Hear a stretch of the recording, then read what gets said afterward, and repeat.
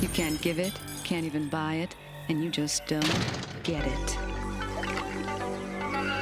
Initially introduced as an avant-garde animated series, Aeon Flux was one of MTV's Liquid Television's best executed shows. It aired on MTV from 1991 to 1995 and had a total of 3 seasons created by none other than American animator Peter Chung. The series went on to become a cult classic in the sci-fi and biopunk genre and soon inspired a live-action film starring Charlize Theron in the titular role. Unfortunately, the film was regarded as a huge failure, and today we'll be exploring the franchise in great detail and tell you all about this cult classic that eventually became a misfire. Before we go into our explanation, we have a very small request. If you like our content, please support us by subscribing to our channel. This is a small click for you, but for us, it means a lot. Thank you. Let's begin.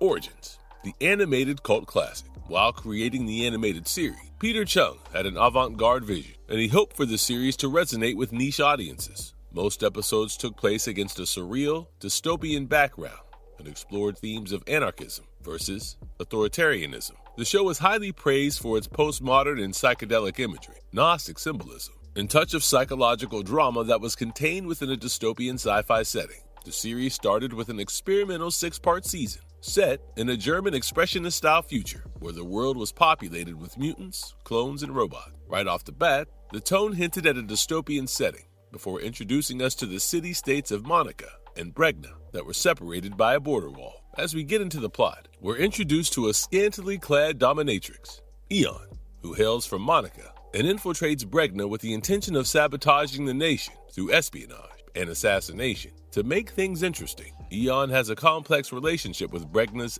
technocratic dictator, Trevor Goodchild, who's sometimes introduced as her lover while mostly appearing as a sworn enemy. As the city-state of Bregna engages in a feudal, never-ending war with Monica, we learn that Bregna has a totalitarian regime that can best be described as Orwellian in nature, with unending rules, regulations, and constant surveillance. On the other hand, Monica seems to be an anarchist, libertarian society that values individuality and freedom, and the plot focuses on Aeon's misadventures and run-ins with Trevor, who has his heart set on her. The show was such a massive hit among fans that it was soon slated for a second season with 5 episodes, which was followed by an even longer third season with 10 half-hour-long episodes. Development hell, bringing Aeon Flux to Hollywood. After Aeon Flux became a cult classic animation, it wasn't long before it was adapted into a live-action film. The film was produced by MTV Films in collaboration with Lakeshore Entertainment, Babelsberg Film Studios, and Valhall Motion Pictures, even though it was not an easy feat to adapt the show's surreal,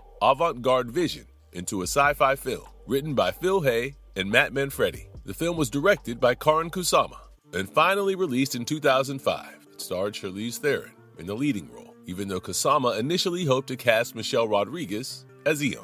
Moreover, Kusama suggested filming in Brazil's capital in order to capture the city's architecture, which matched her vision for Bregna. Unfortunately, the producers were not on board with the idea, since the city lacked the technical expertise or infrastructure to support a major film production. They eventually settled on Berlin and Potsdam in Germany to film the scene, and the crew even had to go through the troubles of securing filming permission in tricky locations such as the Haus der Kulturen der Welt, the Bauhaus Archive, Treptow Crematorium, the Alterschaft Trudelturm, and the Wind Canal Wind Tunnel facility. The end product. What went wrong?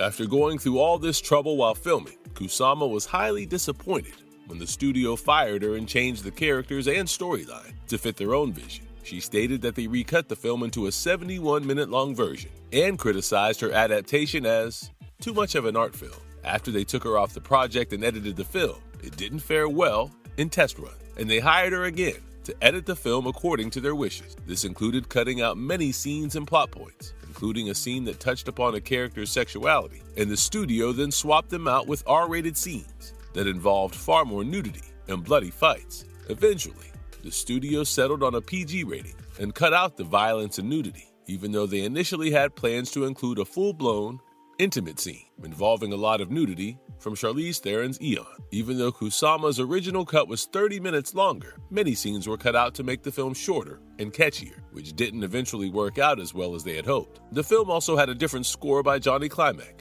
and Reinhold Heil which was eventually replaced by another score composed by Graham Revell. The film also had an entirely different premise and started in the year 2011, wherein a deadly pathogenic virus had pretty much wiped out humanity. The few surviving humans were scattered across the world, and the plot then jumped to the year 2015 and introduced us to the remaining 5 million survivors who lived within a dystopian, futuristic city-state known as Bregna. This city-state was ruled by a congress of scientists, as opposed to the anime, whereas the anime stated that Bregna was ruled by Trevor Goodchild. In the film, Trevor is also introduced as an accomplished fighter and a scientist who also fulfills the duty of the chairman of the city board, while he's depicted as a dictator in the anime.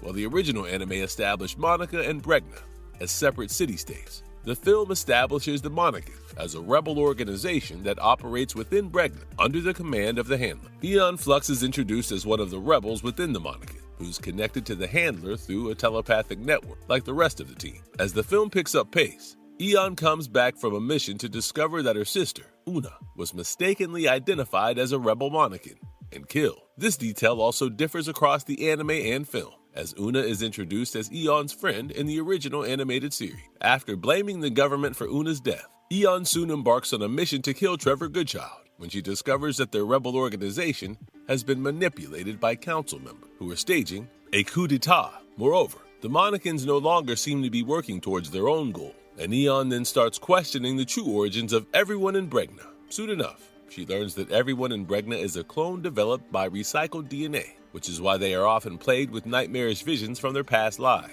It seems like the government had been cloning the dead to be reborn as new individuals, especially since the virus's antidote had rendered the entire population fertile. As the story progresses, Aeon even learns that she was a clone of Trevor's original wife, and that their leader had been working on ways to reverse the infertility. Along the way, Trevor had succeeded in this experiment, and Aeon learns that Una was pregnant when she was killed. Well, this comes as a revelation. Aeon further discovers that Trevor's brother had ordered Una's murder to put an end to the fertility procedure, and she then tries to convince the Monicans to help her kill him. She even goes on to destroy the relicle that stores all the DNA for cloning, which crashes into the city wall and reveals the surrounding Earth after centuries. This version of Aeon was strikingly different from the one in the animated series, who notably had a stronger rebel spirit and layers of depth. The animated Aeon was described as a militant anarchist who could be cruel, selfish, and unpredictable in a way that nobody could tame her. Her wild nature also made it hard for others to decipher her motives, and her anarchist roots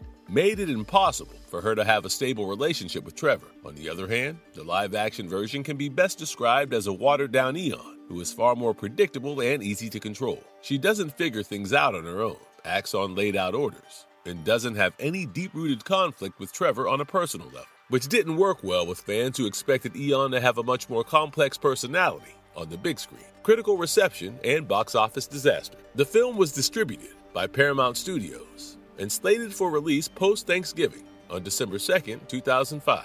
Unfortunately, the film was overshadowed by the release of Harry Potter and the Goblet of Fire and barely made about $52.3 million worldwide. The film also drastically dropped in ranking in the domestic U.S. markets due to the release of other notable films such as The Chronicles of Narnia and King Kong, and critics noted that the film suffered huge losses after having invested quite heavily in the film's budget. Critics and fans also complained about the quality of the adaptation, and the live action failed to create the same impact as the cult classic animated series. While Charlize Theron was praised for her acting, fans complained that the film had a wonderful premise with mediocre execution. It had a lot of potential to engage the audience, but the plot felt flat, and critics also pointed out that they had botched the characters by making them fit into Hollywood cliches. While the show's Aeon had a rich personality and depth, the live-action adaptation seemed to lack the underlying essence of her character. The writing lacked humor, while the dialogue seemed to be a bit too cheesy and lacked substance. Fans did commend the live action for its striking visual, but other than that, the film was far too disconnected from its source material. Why the movie missed the mark? Thematic and stylistic disconnect. While the animated series depicted Aeon as a complex, rather difficult character, the film watered her personality down to that of a rebel who mostly followed her superior's orders and had a minimal personal agenda.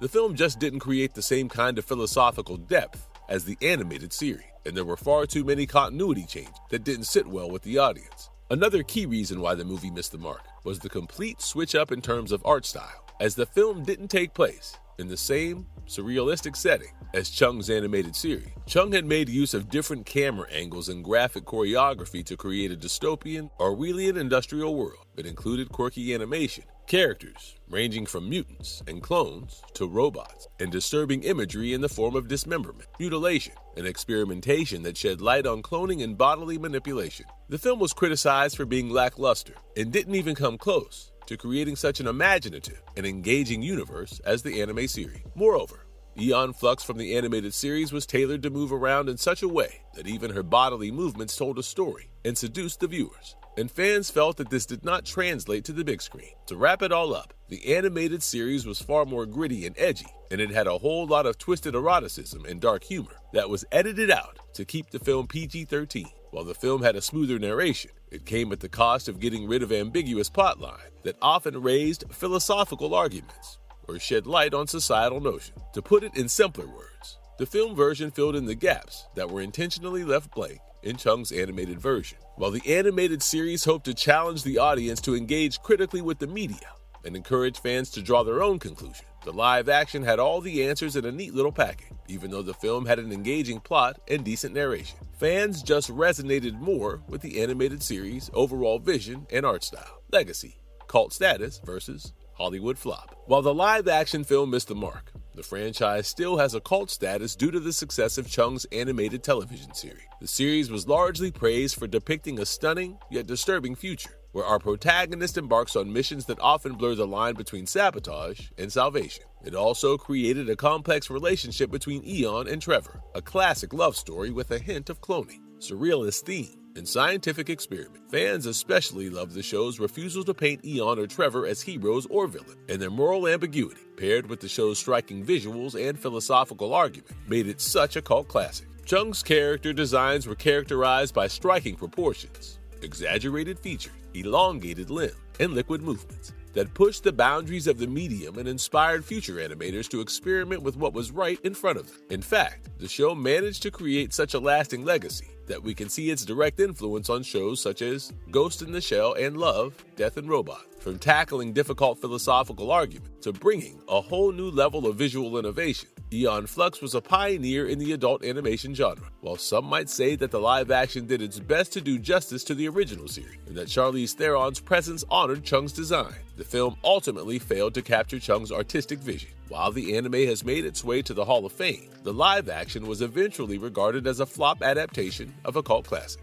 Marvelous verdict. And with that, we've explored the surreal, imaginative Aeon Flux animated series, as well as the following live-action film that hoped to recreate the show's magic. While there's no doubt that the Aeon Flux animated series was one of the best executed entries within the dystopian, sci-fi anime genre, it's unfortunate that it didn't have a lasting legacy despite attempts to immortalize it on the big screen as well. We hope you enjoyed exploring both these pieces of media with us, and we would love to hear your thoughts in the comments below. And if you liked our content, don't forget to leave a like and subscribe to us if you haven't already. Have a good one, and be safe. Thanks, everyone.